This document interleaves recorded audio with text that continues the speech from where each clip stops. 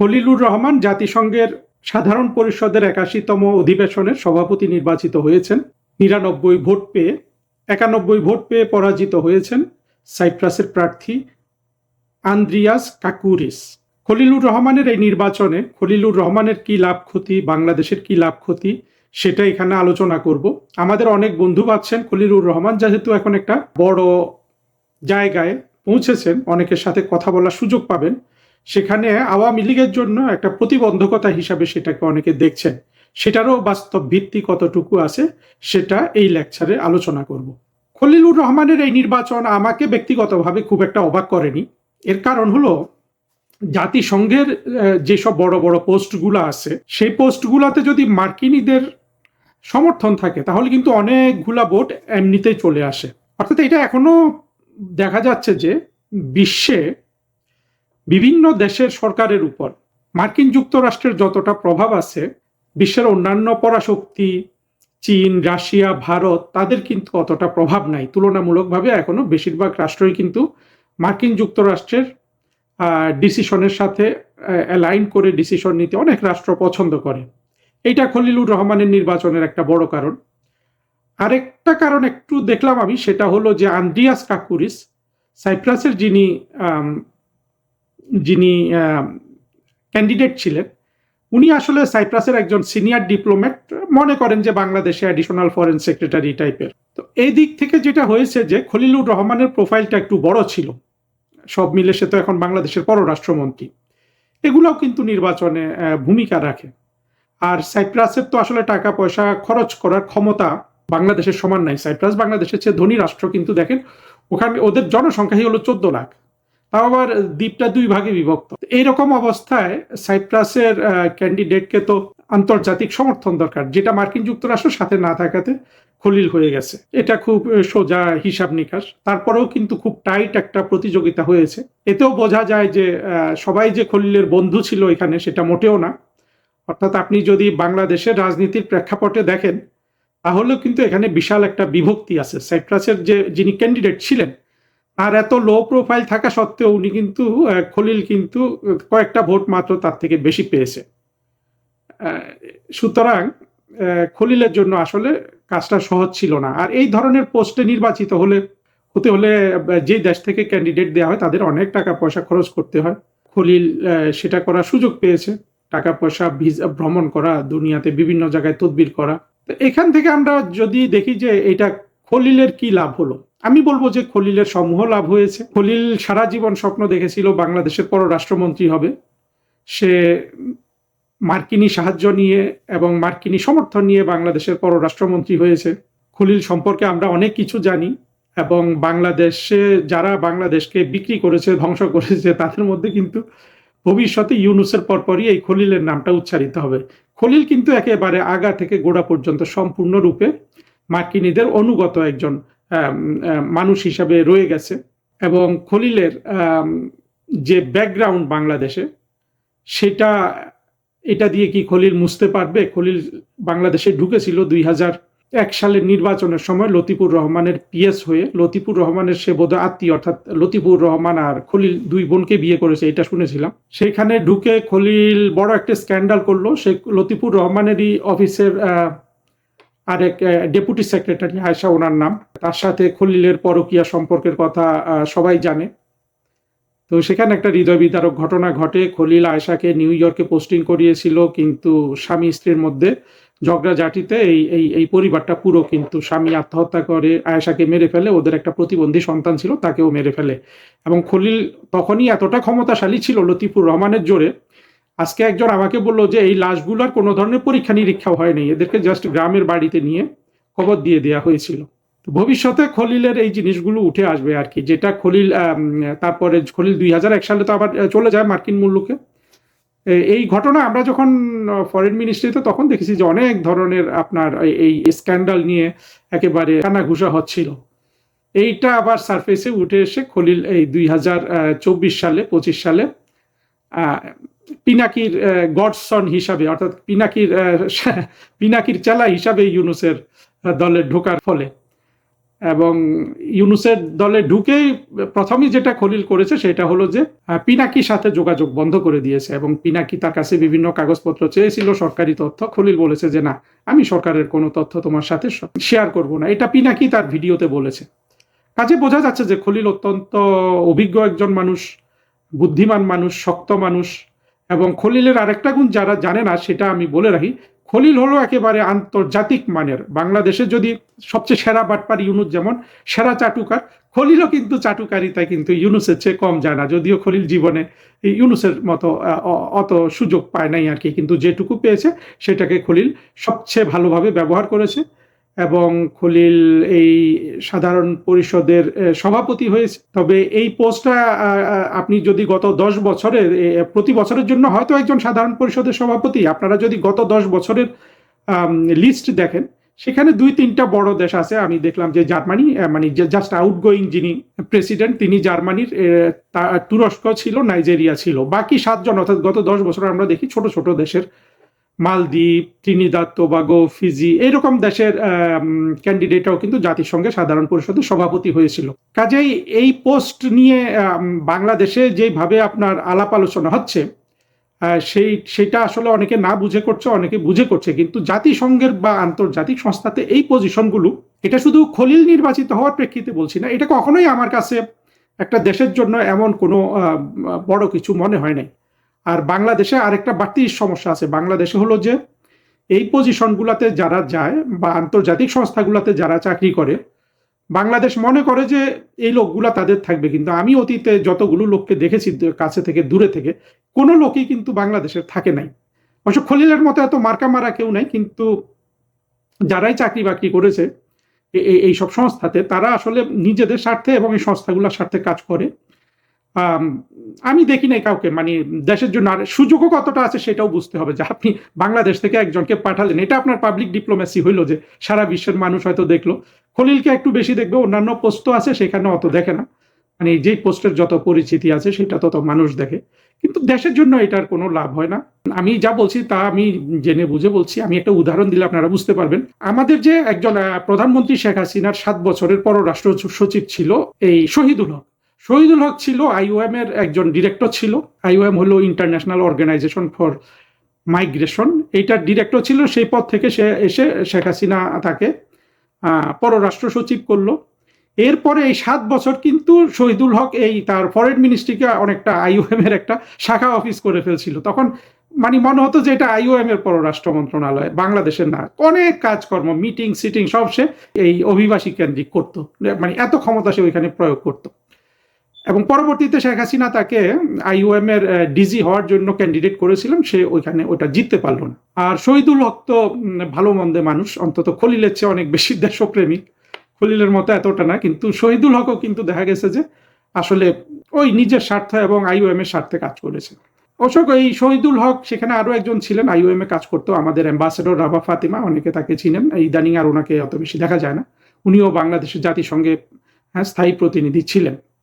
এরা যখন আইওএম এর রাভা ফাতিমা ছিলেন, তখন ওনার পোস্ট ছিল ব্যাংককে, আর শহীদুল হকের ছিল জেনিভাতে। ওই সময়ে 2011-12 সালে যখন লিবিয়ার যুদ্ধ হয়, লিবিয়ার যুদ্ধে আমরা কিন্তু প্রায় 43,000 ছিল, আমরা 36,000 বাংলাদেশিকে লিবিয়া থেকে বাংলাদেশে নিয়ে আসি। এই যুদ্ধের কারণে এরা সবাই ভয়ে চলে এসে, আমি নিজে 9,000 মানুষকে সরাসরি আমার হাত দিয়ে কিন্তু এই লিবিয়া থেকে মিশর হয়ে বাংলাদেশে আসতে সহযোগিতা করেছিলাম। 9,000 ট্রাভেল পারমিট আমি নিজে সই করেছিলাম। তখন আমাদের আইওএম ওইখানে আমাদেরকে কোঅর্ডিনেট করেছিল। এটা কিন্তু আইওএম কিন্তু টাকা দেয় নাই, বিমান টিমান ভাড়া করতো, আমরা লোকগুলো আনতাম। এই ধরনের পরিস্থিতিতে শহীদুল হক, রাভা ফাতিমা আমাদেরকে অনেক সহযোগিতা করেছিলেন। কিন্তু অনেকে মনে করে যে এই রাভা ফাতিমা এবং শহীদুল হক ওই জায়গাগুলোতে না থাকলে আমরা বোধহয় এই সহযোগিতা পেতাম না। এইটা কিন্তু সম্পূর্ণ ভুল ধারণা। আইওএম এ যারাই থাকতো তারাই সহযোগিতা করতো, কিন্তু নিজ দেশের মানুষ থাকলে আমরা যেহেতু অলস, আমাদের একটু যোগাযোগ করতে, আরেকজনকে চেনে নেওয়ার কষ্ট থেকে আমরা বেঁচে যেতে পারি। তো সেইভাবে আর কি, যেহেতু ওনারা আমাদের পরিচিত ছিলেন, তাদের সাথে আমরা কোঅর্ডিনেট করতাম, এতটুকুন। কিন্তু অনেকে মনে করে যে ওই জায়গাগুলোতে বাংলাদেশিরা না থাকলে বোধহয় আমরা সেই সহযোগিতা পেতাম না। এই কথা একেবারে মোটেও সত্য না। আর প্রতিটা ইন্টারন্যাশনাল অর্গানাইজেশন তাদের অভ্যন্তরীণ ব্যুরোক্রেসির স্বার্থে কাজ করে, সংগঠনের স্বার্থে কাজ করে। আরেকটা জিনিস দেখতে হবে যে খলিল যেই পোস্টে নিয়োগ পেয়েছে এইটার কিন্তু এটার মূল কাজ অনেক জায়গায় লিখেছে, আমি আরেকটু বলি। সেটা হলো যে মূল কাজ হলো যে জাতিসংঘের সাধারণ পরিষদের যে বৈঠকটা হয়, বিশেষ করে সেপ্টেম্বর মাসে যে বৈঠকটা হয়, যেখানে মোটামুটি সারা পৃথিবী থেকে অনেক রাষ্ট্রপ্রধান, সরকার প্রধান আসে। এই বৈঠকে আপনি মনে করেন যে অ্যাঙ্করের রোলটা প্লে করে এই প্রেসিডেন্ট বা তার স্টাফরা। অ্যাঙ্কর বলতে পারেন বা স্পিকার বলতে পারেন বা মাস্টার অফ সিরিমনি বলতে পারেন। এইটা হলো মূলত তার রোল, এবং এই মিটিং টিটিং গুলা কোঅর্ডিনেট করা, দেখভাল করা, এইটা হলো তার দায়িত্ব। ইনফ্যাক্ট জাতিসংঘের কোনো জায়গারই কারো কোনো সেরকম ক্ষমতা নাই। জাতিসংঘের সেক্রেটারি জেনারেল, তারও কি আসলে কোনো ক্ষমতা আছে? ক্ষমতা আছে শুধু জাতিসংঘের সেক্রেটারি জেনারেলের ক্ষমতা হলো জাতিসংঘের যে আমলাতন্ত্র, তাদের উপর ক্ষমতা আছে নিয়োগ বদলি এগুলার ক্ষেত্রে। কিন্তু জাতিসংঘের যে মূল ক্ষমতা সেটা কিন্তু নিরাপত্তা পরিষদের হাতে। এমনকি জাতিসংঘের যে ইউএনজিএ সাধারণ পরিষদ, যেখানে সব মেম্বার, তাদেরও আসলে তেমন কোনো ক্ষমতা নাই। এরা কোনো রেজুলেশন পাস করতে পারে মেজরিটি ভোটের ভিত্তিতে, সেগুলা ওই জাতিসংঘের যে স্থায়ী 5 ভেটো পাওয়ার আছে সদস্য, তারা যদি একজন যদি ভেটো দিয়ে দেয়, এই জাতিসংঘের সাধারণ পরিষদে গৃহীত কোনো প্রস্তাবের আসলে কোনোই মূল্য নেই, একমাত্র ওই যে বাজেট, জাতিসংঘের বাজেট প্রণয়নে ছাড়া। আর জাতিসংঘের আর একটা শক্তিশালী শাখা বা এই ইউএনজি এর মতো, অর্থাৎ ন্যাশনাল জেনারেল অ্যাসেম্বলির মতো, যেটা হলো ইকোসোক, ইকোনমিক অ্যান্ড সোশ্যাল কাউন্সিল, যেটা জাতিসংঘের বিভিন্ন সামাজিক অর্থনৈতিক সংগঠন আছে, যেমন world health organization, WFP, food and agriculture organization, অর্থাৎ সামাজিক খাতে, অর্থনৈতিক খাতে, চিকিৎসা, শিক্ষা, সাংস্কৃতিক খাতে যেসব জাতিসংঘের অর্গানাইজেশন আছে তাদের কোঅর্ডিনেট করে।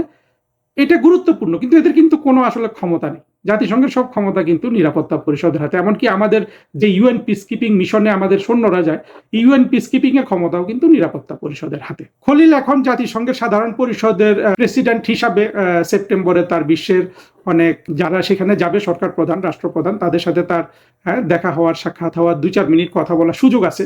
কিন্তু এতে আসলে আওয়ামী লীগের কি লাভ ক্ষতি? আওয়ামী লীগ, বিএনপি, বাংলাদেশের যে জঙ্গিদের শাসন কিংবা আমাদের অভ্যন্তরীণ রাজনীতি, এইটা নিয়ে পৃথিবীর 3-4-5টা রাষ্ট্র ছাড়া তো কেউ মাথা ঘামায় না। মার্কিন যুক্তরাষ্ট্র, চীন, ভারত, রাশিয়া বলতে পারেন, এগুলো বলার জন্য বলা, এমন আর ইউকে, যুক্তরাজ্য, এর বাইরে আসলে কোনো দেশ বাংলাদেশের অভ্যন্তরীণ রাজনীতি নিয়ে তাদের কোনো প্রায়োরিটিতে নেই। পাকিস্তানের একটু থাকতে পারে। ফলে খলিল যে জাতিসংঘের সাধারণ পরিষদের সভাপতি হলো, সেখানে খলিল আওয়ামী লীগের জন্য ক্ষতিগ্রস্ত কিছু করতে পারবে, লাভের কিছু করতে পারবে, আমার সেটা মনে হয় না। যেটা সে ফরেন মিনিস্টার হিসাবে করতে পারতো, সে এটা ওই সাধারণ পরিষদের সভাপতি হিসাবেও করতে পারবে। এইখানে আমি কোনো এমন কিছু দেখি না। আর ব্যক্তিগতভাবে আমি এই জিনিসগুলা, বিশেষ করে এই জাতিসংঘ কেন্দ্রিক যে কূটনীতি, এটাকে অপছন্দ করি, বিশেষ করে আমাদের বাংলাদেশের কূটনীতির কারণে। আমাদের বাংলাদেশের যে ফরেন মিনিস্ট্রিটা আছে, এইটার কূটনীতিটাই হয়ে গেল এই ধারণা অনুযায়ী যে এখানে কিছু অফিসারকে ছোটবেলা থেকে এদেরকে মাথায় ধরিয়ে দেওয়া হয় যে জাতিসংঘে পোস্টিং করো, তাহলে তুমি ভালো কূটনীতিক হতে পারবে। ফলে 4-5 জন প্রতি বছর সুযোগ পায় জেনিভাতে এবং নিউ ইয়র্কে পোস্টিং করার। ওরা ওইখানে মিটিং টিটিং করে, ওরা ভালো ইংরেজি শেখে, ভালো বক্তৃতা দেওয়া শেখে। কিন্তু আমাদের যে কূটনীতি হওয়া উচিত মূলত দ্বিপাক্ষিক ভিত্তিতে, সেটার আর কিন্তু কোনো আপনার এই প্রায়োরিটিটা বাংলাদেশের ফরেন মিনিস্ট্রির থাকে না। আমরা যদি ভবিষ্যতে আওয়ামী লীগের সরকার গঠন করি, তখন আমি আশা করব যে আওয়ামী লীগের নেতৃত্ব বাংলাদেশের কূটনীতিটাকে একেবারে পুরোপুরি খোল নলছে পাল্টে দেওয়ার জন্য আমার কিছু পরামর্শ তারা গ্রহণ করবেন। কারণ এখানে আমি 25 বছর ধরে দেখছি, চিন্তা করছি, আসলে আমি দেখছি যে এই যে জাতিসংঘ ভিত্তিক যে আমাদের এই এখন যে ফরেন মিনিস্ট্রি আছে, এবং তাদের যে এটা তো একটা মোটামুটি মাদ্রাসা শাখা, মানে পররাষ্ট্র মন্ত্রণালয়, এই মাদ্রাসার কিছু হুজুর যেগুলো একটু উচ্চাভিলাষী, এরা জাতিসংঘে পোস্টিং করতে যায়, এবং কেউ কেউ আছে সারা জীবন ঘুরে ফিরে শুধু জাতিসংঘে পোস্টিং করে। কিন্তু আমরা যদি নেট লাভ লোকসান দেখি, এইটা আমাদের জন্য অপচয়। আমি বলছি না যে ওটা খারাপ, আমি বলছি যে এটা আমাদের ফোকাস হওয়ার কোনো দরকার ছিল না। কিন্তু বাংলাদেশের পররাষ্ট্র মন্ত্রণালয়ের কূটনীতিটা ফোকাসই করে, অর্থাৎ অফিসারগুলো ঢুকলেই ওদের মাথাটা নষ্ট করে দেয় ওইখানকার এই ক্লিকগুলা, যারা এটা পছন্দ করে, যারা অতীতে। খলিলও কিন্তু এটারই শিকার। খলিলের যে বাংলাদেশের প্রতি কোনো ধরনের আপনার মায়া মমতা গড়ে উঠলো না, পুরোপুরি মার্কিন যুক্তরাষ্ট্রের স্বার্থে চলে গেল। খলিলও কিন্তু জীবনের শুরুতেই কিন্তু এই জাতিসংঘে চাকরি করতে গিয়েছিল, জাতিসংঘে পোস্টিং পেয়েছিল।